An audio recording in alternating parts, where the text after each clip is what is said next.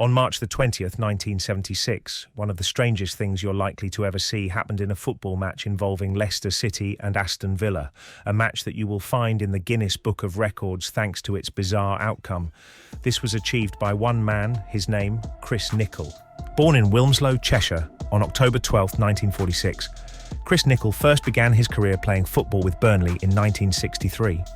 He made no league appearances in 3 years before dropping down the lower leagues to play for Witton Albion. He was soon signed by Halifax Town in 1968, and after impressing in a future fixture against Luton Town, the club approached and signed him up. He soon became a favourite amongst the Hatters fans for his never-say-die attitude on the pitch. During his stint with Luton Town, he made 97 league appearances for the club, scoring 6 goals. His next move was to Aston Villa, where he established himself at the heart of their defence and went on to captain the side over the next 5 years. He was part of the Villa team that won the 1975 League Cup final and led Villa to League Cup glory in 1977 in an incredible final that took 3 matches to separate the teams. The first was a goalless draw played out at Wembley on March 12th, followed by a 1-1 draw at Hillsborough 4 days later. Due to an end-of-season fixture pile-up, the tie couldn't be decided for almost a month, with the third game finally taking place at Old Trafford on April 13th. Villa had been trailing 1-0 with 10 minutes to go when Chris Nicholl cut in off the flank and unleashed a 35-yard screamer that levelled the tie. Aston Villa went on to win the game 3-2 after extra time, with the eventual winning goal coming right at the death. Oh yes! This game will mostly be remembered for that goal, which also happened to be his last game for the club. Probably his greatest moment as a player, but not the moment he's most remembered for. A year prior to his League Cup final heroics, Chris Nicholl had one of the most memorable moments you're likely to hear of. I would say C, but unfortunately this game was never picked up by the Match of the Day cameras at the time. Sadly, only photos of this match exist. Aston Villa travelled to Filbert Street to face Leicester City on the 20th of March 1976 for a league fixture. After a bright start from the away team, Leicester took the lead on the quarter-hour mark, a cross shot from Brian Alderson deflecting in off Chris Nicholl's head for an own goal. Villa responded well and drew level after Nicholl again found the net following a goalmouth scramble. This time it was at the right end and took the teams in level at half-time. 8 minutes after the break, Villa fell behind again. With Bob Lee threatening to convert a ball put in from Frank Worthington, Chris Nicholl attempted to intercept it and instead nodded past his own keeper once more. He would later go on to describe this diving header own goal as the best that he ever scored. Villa goalkeeper John Burridge even jokingly said after the game that no goalkeeper would have saved it.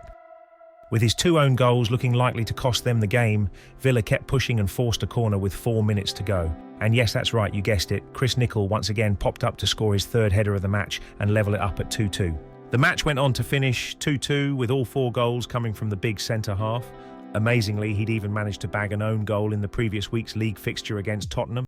In an interview with the Birmingham Post in 2006, Nicholl amusingly said that he tried to claim the match ball from the referee, but was refused it due to it being the referee's last game. He never got the match ball, but did find himself in the Guinness Book of Records thanks to this incredible feat. Unbelievably, though, he's not the first person to achieve it, with Sam Wynne also doing the same for Oldham Athletic v Manchester United in 1923. This, though, was slightly different, as both goals for Oldham were set pieces in the form of a penalty and free kick.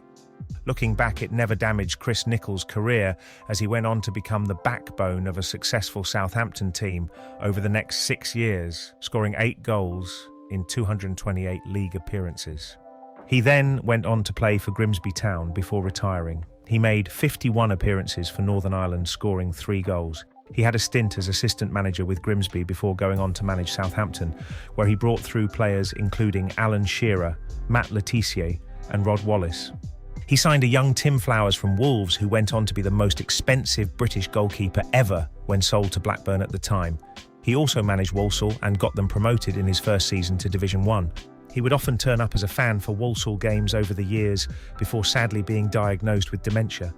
He had been residing in Southampton, where he was closer to his family and receiving assisted care before passing away, aged 77, on February 24th of this year.